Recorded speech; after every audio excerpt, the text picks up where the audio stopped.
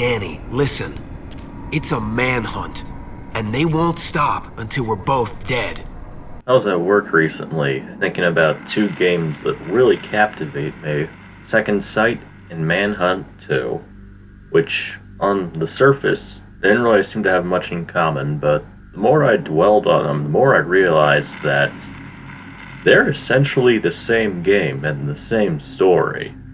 Not 100% the same, no. There are definite differences. Second Sight's a big push in the sci-fi direction with the psychic powers and all, and Manhunt 2 was a lot down-to-earth and grittier, with the focus on brutal killings and takedowns and all that. But outside of that, they have some pretty striking similarities. Sheer number of coincidences raised some eyebrows for me. It's worth discussing, I'd say.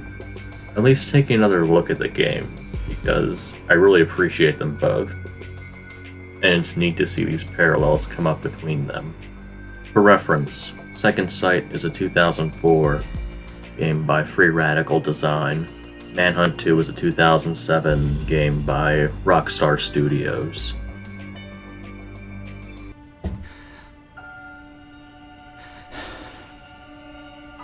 John Vadek. Dr. Vadek. What happened? I need to remember. Here's where the similarities come in. They're both third-person stealth action games.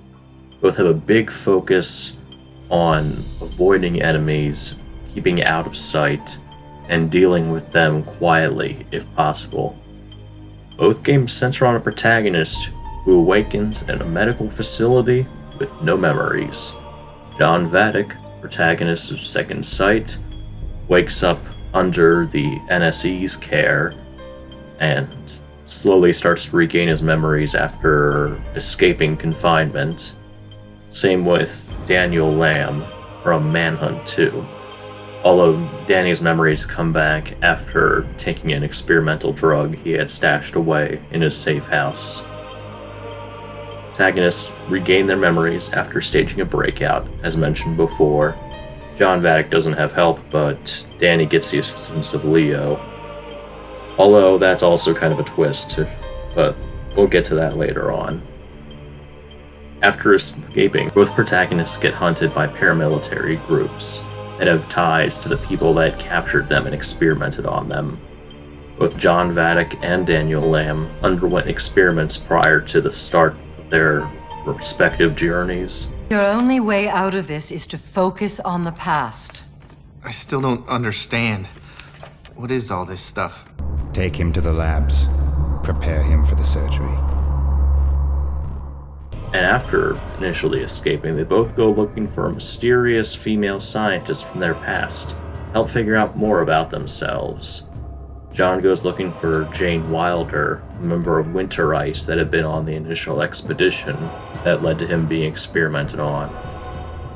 And Danny Lamb goes looking for Dr. White, who had also been involved with the project's experiments. In addition to all of this, both protagonists are Caucasian guys who are bald and wear glasses at the start of the game. John has a haircut in the flashback levels, like a crew cut with noticeable hair, but at the start of the game, John and Danny look really similar. Both of them initially work with the antagonists of their games as well. It's revealed that Danny used to be a part of the project as a scientist, and he volunteered to be a guinea pig for the Pikmin Bridge project. John Vadek only tangentially helped out Silas Hansen, the head of the NSC, by working with Winter Ice, but later on, he basically becomes a test subject for him, and his breakout is studied by them, the NSC, to see how effective John's experiments are, and to see how powerful his psychic abilities can be. Both stories have alternate endings where their antagonists actually win. Look at me. I'm your friend. I'm the only friend you have left. You are... I'm here to help you. I can't remember. I can help you to remember. And I can help you to be strong. Just trust me. Thank you. In the alternate ending to Manhunt 2, Leo takes full control of Danny's mind, and basically controls his body as well. Again, the biggest divide is that Second Sight's more sci-fi driven, and Manhunt 2 is more down-to-earth. But they both have some striking parallels that really fascinated me, and the more I thought about it, the more I was like, this is crazy. Just the similarities between them. And one more that a good friend of mine brought up is that they're both suffering from limited availability. The original version of Manhunt 2 was lost because of censorship, and you can't buy it on PC anymore, and it isn't really made for PSP or PS2 or the weird collection of systems to be on. So the only way to get it now is used or by pirating it, finding somewhere that you can get the archive for. It's a real struggle to get a copy.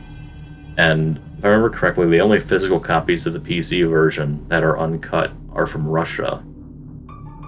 And Second Sight was available on consoles also, and then on PC on GOG, but there was a long period of time when you couldn't buy it on PC at all. It was essentially abandonware. It was only until recently that it came back, and you can purchase it now on Steam. They both had this period where you can't get the game legally at all, or at least legitimately to support the developers. Second Sight's period ended, but it seems like this period of inability to purchase the game is continuing for Manhunt 2. I'm not sure how long it's going to last. I remember when you could buy it off Amazon uncut. It's a shame they stopped doing that. Fingers crossed that Rockstar will make it accessible again one day.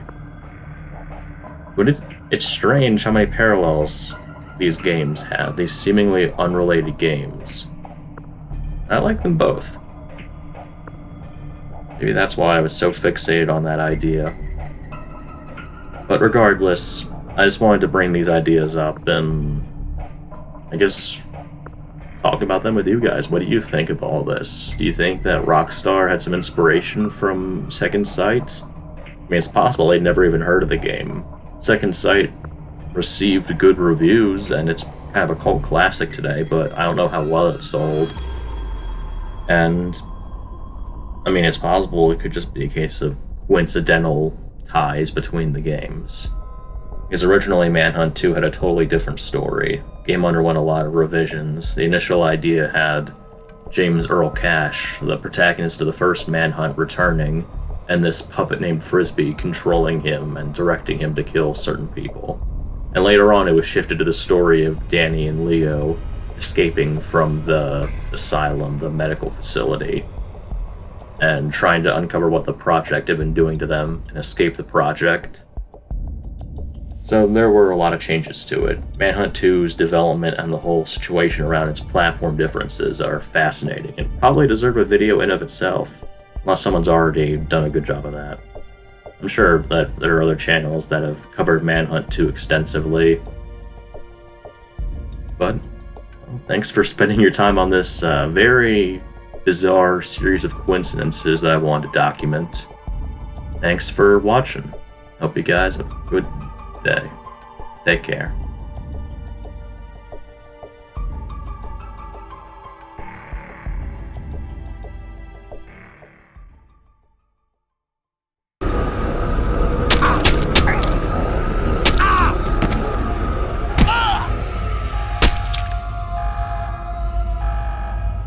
Know who you're messing with.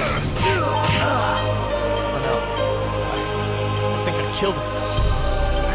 I just wanted to get out of here. I didn't need to do that. What the?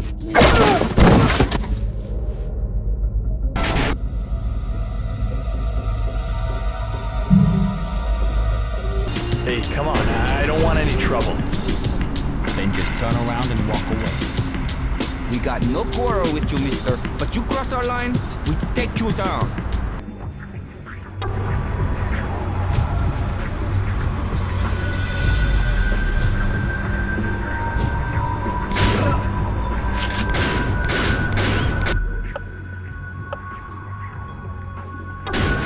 Put me down, you twisted freak!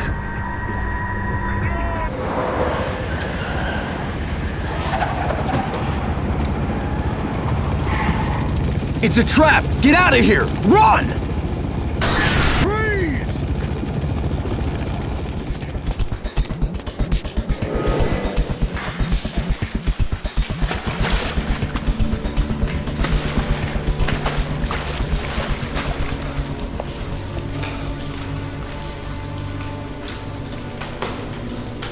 John?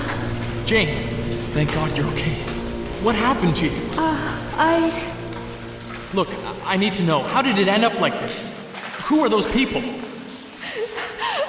I can't remember. What about the Colonel? Where is he? The Colonel's dead.